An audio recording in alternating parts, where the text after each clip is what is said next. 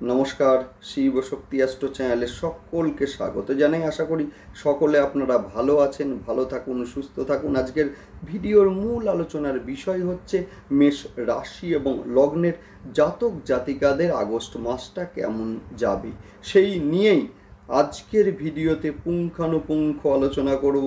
সঙ্গে থাকছে নাক্ষত্রিক বিশ্লেষণ এবং সেই সঙ্গে প্রতিকার। অবশ্যই আপনারা ভিডিওটিকে শেষ পর্যন্ত দেখতে থাকুন। মূলত আগস্ট মাসে যে গুরুত্বপূর্ণ গোচরগুলি আমরা লক্ষ্য করব সেটা হচ্ছে, প্রথমেই বলে রাখি, শুক্রদেবের গোচর।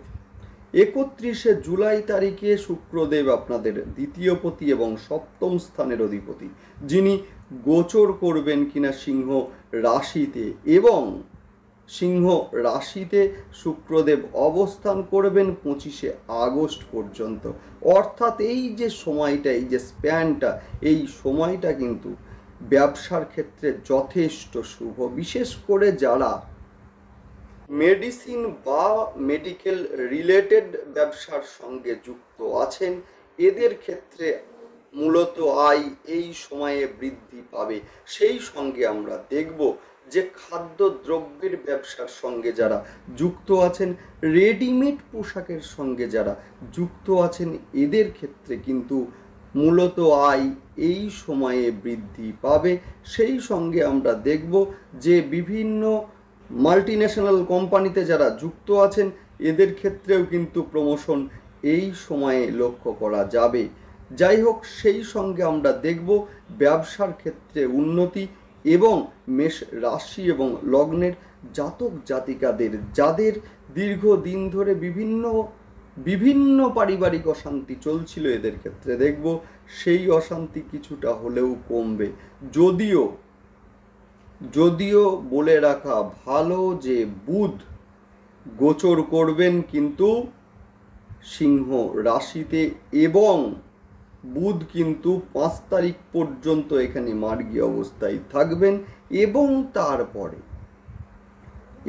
তারপরে 5 তারিখের পর থেকে বুধ কিন্তু বকরি হচ্ছেন। যে বুধ 22 তারিখ পর্যন্ত বকরি অবস্থায় থাকবেন এবং 22 তারিখে সকাল 10:26 বুধ কিন্তু বক্র গতি নিয়ে কর্কটে গোচর করবেন, এবং তারপরে 29 তারিখ বক্রগতি শেষ করবেন। সুতরাং বুধ যেহেতু আপনাদের তৃতীয় স্থান এবং সেই সঙ্গে ষষ্ঠ স্থানের অধিপতি, সুতরাং ডিসিশনের ক্ষেত্রে এই সময়ে কিন্তু কিছুটা সমস্যা সেটা কিন্তু লক্ষ্য করা যাবে। ভুল ডিসিশন এই সময়ে লক্ষ্য করা যাবে। সেই সঙ্গে আর্থিক লেনদেনের ক্ষেত্রে একটু সাবধানতা অবলম্বন সেটা কিন্তু মেষ রাশি এবং লগ্নের জাতক জাতিকাদের করতেই হবে। যাই হোক, শুরু করছি বিস্তারিত আলোচনা। সবার প্রথমে অনুরোধ করব সকলকে অবশ্যই চ্যানেলটিকে সাবস্ক্রাইব করে নেবেন। দেখুন, গ্রহের গোচর সেটা স্বল্প সময়ের জন্যই হোক বা দীর্ঘ সময়ের জন্যই হোক, গ্রহের গোচরের একটা ইম্প্যাক্ট কিন্তু আমাদের জীবনে ভীষণভাবে পড়ে। যে কোনো সিদ্ধান্ত নেওয়ার পূর্বে কিন্তু গ্রহের গোচর বিশ্লেষণ ভীষণ দরকার, না হলে কিন্তু সিদ্ধান্তে ভুল হওয়ার একটা সম্ভাবনা সেটা কিন্তু থেকেই যায়। সুতরাং যে কোনো সিদ্ধান্ত নেওয়ার পূর্বে গ্রহের গোচর বিশ্লেষণ করুন, সেক্ষেত্রে কিন্তু সমস্যা আসবে না। গ্রহের গোচর বিশ্লেষণ না করে যদি আমরা সিদ্ধান্ত নিই, সেক্ষেত্রে কিন্তু সমস্যা আসবে, এবং তখন মূলত অ্যাস্ট্রোলজার বন্ধুদের আমাদের খোঁজ করতে হয়। সুতরাং গ্রহের গোচর দেখে আপনারা সিদ্ধান্তগুলোকে নিন, সেই মতো কাজ করুন, সমস্যা আসবে না, 100% আসবে না। অবশ্যই আপনারা চ্যানেলটিকে সাবস্ক্রাইব করে নেবেন, যাতে গ্রহের গোচরের সঙ্গে সঙ্গে প্রতিটা ভিডিওর নোটিফিকেশান আপনাদের কাছে পৌঁছে যায়। যাই হোক, শুরু করছি বিস্তারিত আলোচনা। মেষ রাশির দ্বিতীয় স্থানে দেবগুরু বৃহস্পতি অবস্থান করছেন, যে বৃহস্পতি আপনাদের দ্বাদশ স্থানের অধিপতি। অর্থাৎ কিনা অর্থের একটা ব্যয় সেটা কিন্তু মেষ রাশি এবং লগ্নের জাতক জাতিকাদের ছিলই, সেইখানে কিন্তু 12 তারিখে অর্থাৎ 12 জুলাই মঙ্গলদেব গোচর করেছেন।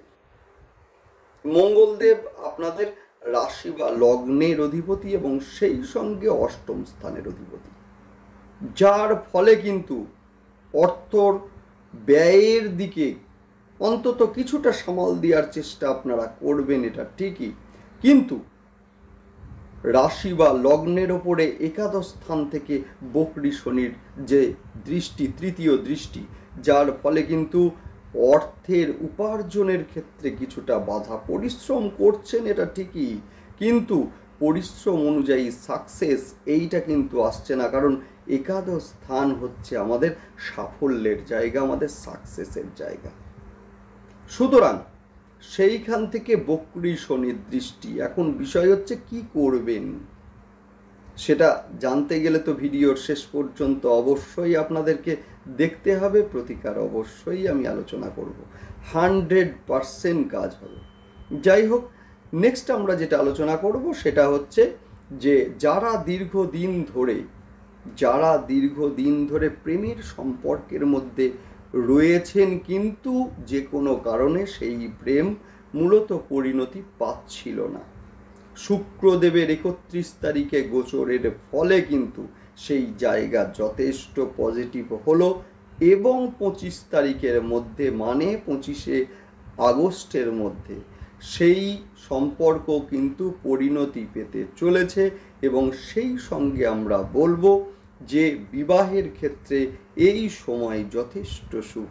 সেই সঙ্গে আমরা বলবো যাদের অলরেডি বিভিন্ন সাংসারিক অশান্তি দীর্ঘদিন ধরে চলছিল, এবারে কিন্তু তার একটা নিরসন হতে দেখব আমরা। তবে একটা কথা বলে রাখা ভালো, সেটা হচ্ছে ষষ্ঠ স্থানের অধিপতি, সেই সঙ্গে তৃতীয় স্থানের অধিপতি বুধ, তিনি কিন্তু সিংহ রাশিতে মার্গী অবস্থায় মূলত 5ই আগস্ট পর্যন্ত থাকবেন এবং তারপরে কিন্তু বকরি হবেন।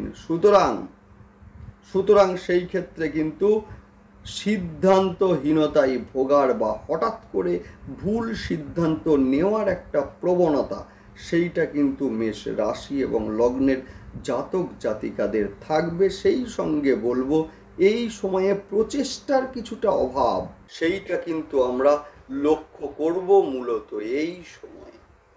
সেই সঙ্গে সন্তানের মধ্যে কিছুটা অবাধ্যতা, কিছুটা ফাঁকিবাজি মানসিকতা, সেটাও কিন্তু এই সময়ে লক্ষ্য করা যাবে।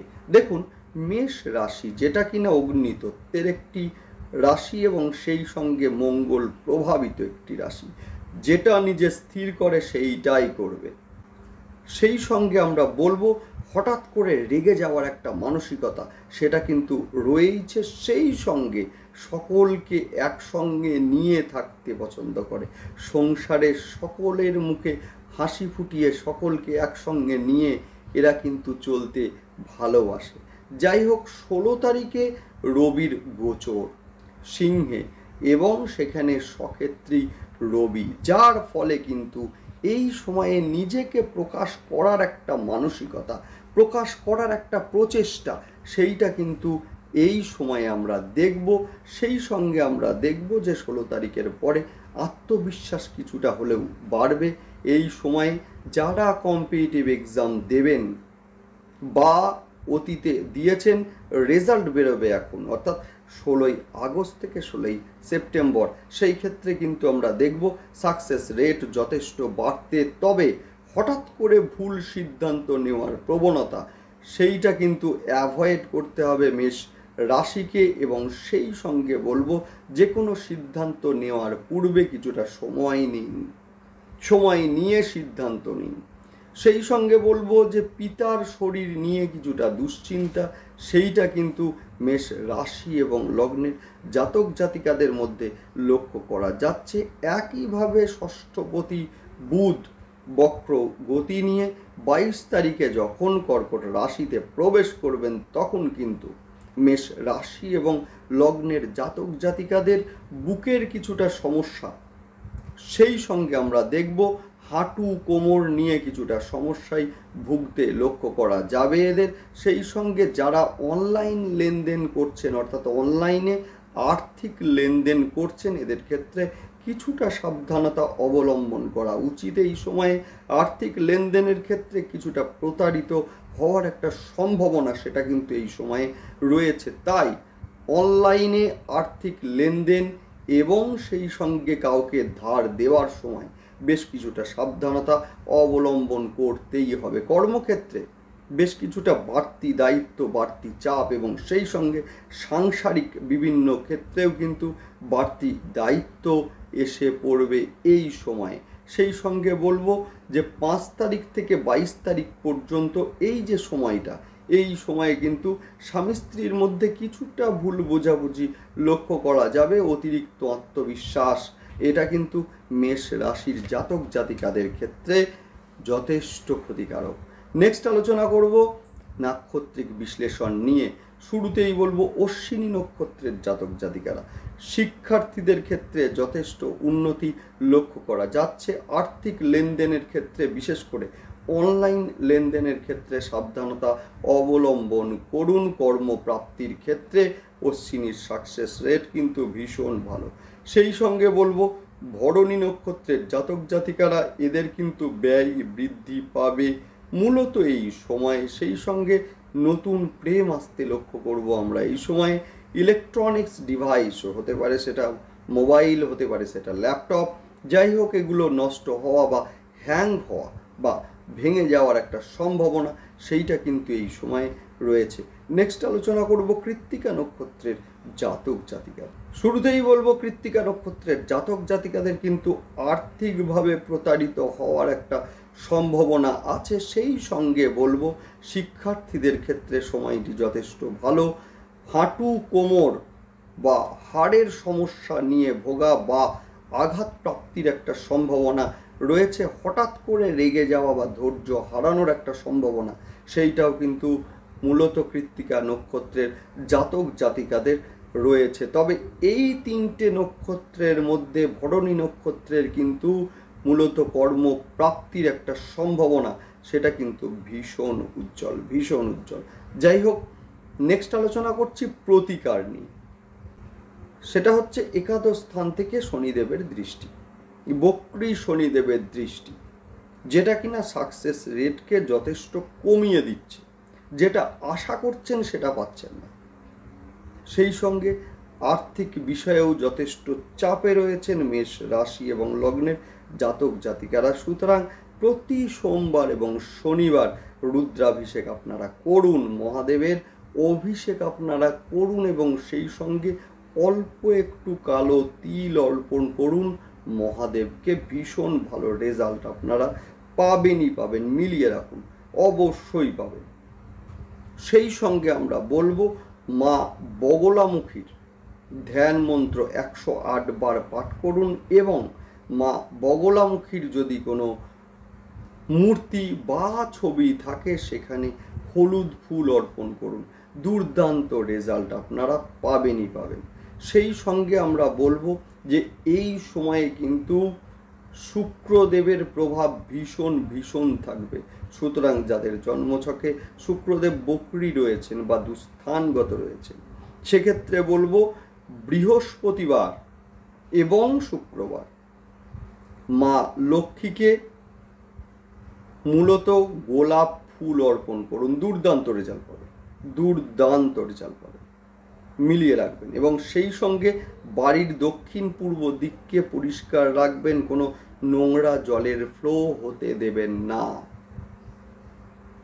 সেক্ষেত্রে কিন্তু সমস্যা বাড়বে।